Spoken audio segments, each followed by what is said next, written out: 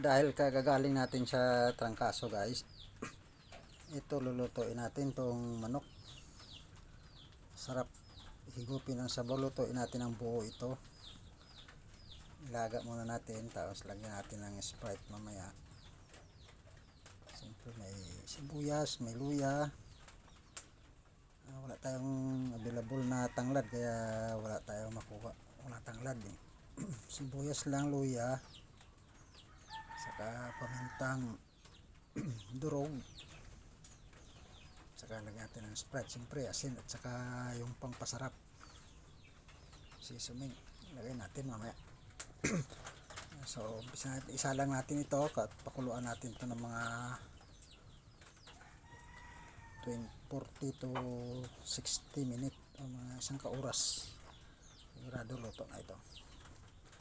Umpisa na natin magluto guys.